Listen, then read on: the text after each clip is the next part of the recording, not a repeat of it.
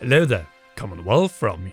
And after having Hyrule Warriors, 2D Remake, 3D Remake, and 2 brand new Zelda games on the Nintendo Switch, there's one type of Zelda that is still missing on this system, and which, according to some rumors, has a possibility to be revealed. So be sure to leave a like, subscribe, and press that notification bell. What was the big showstopper last year in the June Nintendo Direct, replacing the E3 Direct? Super Mario Bros. Wonder, the revival of 2D Mario. For this Nintendo Direct, we think we know everything. We think we know that, it's gonna be, for Zelda, it's gonna be Wind Waker HD, Twilight Princess HD, maybe a Link Between Worlds, Miitopia, just like we saw with Luigi's Mansion 2 HD this June, but we haven't really considered the possibility of a brand new Zelda game. The reason is quite simple, it's too soon after Tears of the Kingdom. Well, guess what?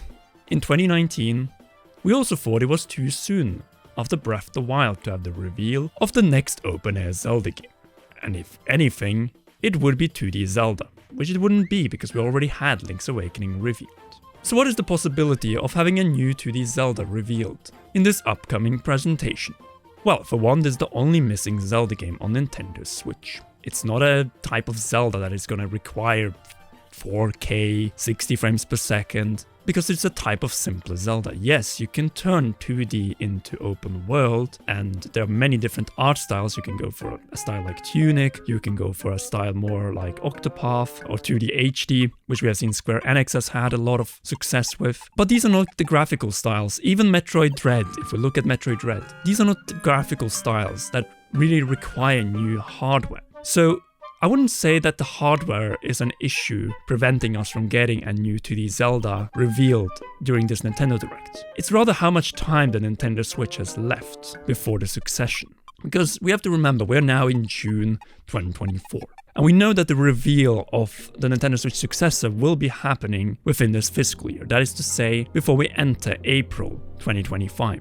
And from that reveal to release, it's probably just gonna be 5 months. So say it's revealed in January or February, then we're talking about a release around 12 months from now. And how quickly can we get a new 2D Zelda? Well, if we look at experience, the soonest is probably around the launch of Link's Awakening in 2019, that being around September 20th. That gives us around 8 to 9 months to sell this game, which could be enough because of course we have the holiday season. And what's more, we're not going to see a brand new Zelda game after a 2D one, most likely for another 4 years.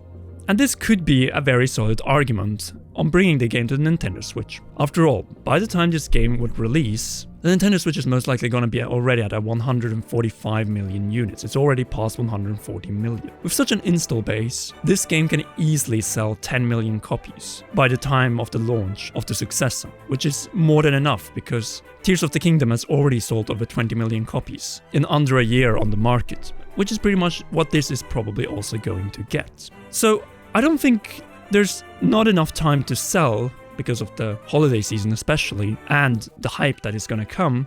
And it's also a strategy that has worked in the past. Like if we look at the launch of Super Mario Bros. Wonder, that is also a game that has pretty much reached 10 million sold copies at this point. Yes, it's not broken into the top 10 best-selling Switch games yet, because no other game than Tears of the Kingdom could really do that at this point. But I think this, if revealed, makes sense. Because if we look at Super Mario Bros. Wonder, it was revealed in June, and then launched on October 20th. And look how well it sold in a very short span of time. The same goes with Metroid Dread, another game revealed in June and launched in October. So say that we launch this 2D Zelda in September, just like Link's Awakening. It's still a build-up of around 3 months from reveal to release, and in the case of Metroid, we have seen that this has worked really well.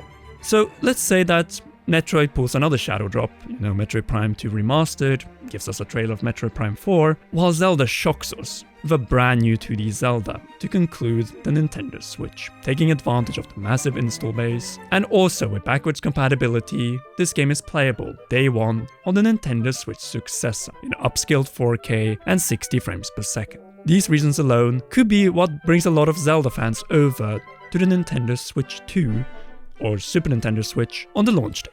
Though there is an issue, which we need to be aware of, and that is the so-called Minish Cap dilemma, when you launch a game too close to the launch of the next system. And if you don't dual launch it, which is another possibility for this game of course, you're most likely gonna end up not selling too much at the end of the life cycle of the system. We have seen this in many cases in the past. But the Minish Cap is the most dramatic one, where due to its launch on the Game Boy Advance around the same time as the Nintendo DS was launching, we saw the game underselling and leaving the next system without a new Zelda for years. Specifically, 3 years until Phantom Hourglass in 2007. And we also have to consider another thing. Between Breath of the Wild and Tears of the Kingdom, so over 6 years, there was no brand new Zelda game. But don't count Hyrule Warriors because that isn't a Legend of Zelda game, it's a Hyrule Warriors game. But if we look at history before Breath of the Wild, we see that new Zelda games have been revealed and launched around 1, 2 or 3 years between each other. Because Zelda 1 came out in 86, followed by Zelda 2 in 87 on the same system. Then we had a bigger break until A Link to the Past in 1991 to 1992. But the year after Link to the Past, or 2 if you were in Japan, Link's Awakening, a brand new 2D Zelda. Then another break, Ocarina of Time 1998, and less than 2 years later, Majora's Mask in the year 2000. Year after that, Oracle of Ages 2001, and not long after that, Wind Waker in 2002 in Japan, the rest of the regions in 2003.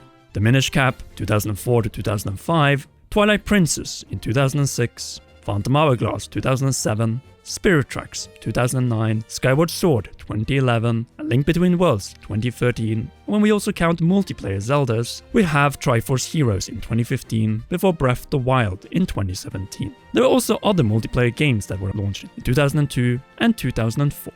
In other words, what we have experienced in the last generation is an exception from what used to be Zeldas every 1, 2 or 3 years. And that's new Zeldas, not remakes.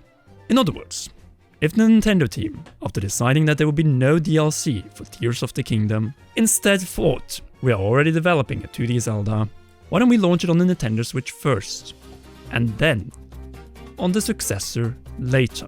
And by launching it this early, we can have another brand new 2D Zelda after selling very well on Nintendo Switch on the Nintendo Switch successor. That's what we're talking about here, guys. We're talking about a possibility, hence the question mark. But also one that gives 2D Zelda, a brand new 2D Zelda, the chance to take advantage of the biggest install base of any Nintendo home console of all time. And we all know how fast these games can sell immediately after launch. Besides, it could be a way of giving a game that is actually a part of the timeline that we know and love. And then save the remakes, remasters and ports, you know, an Ocarina of Time 4K remake on the Nintendo Switch successor. Wind Waker HD and Twilight Princess HD becoming Wind Waker 4K and Twilight Princess 4K, and so on. But of course, the easiest for Nintendo, and the most likely outcome in this June Direct, is obviously the following.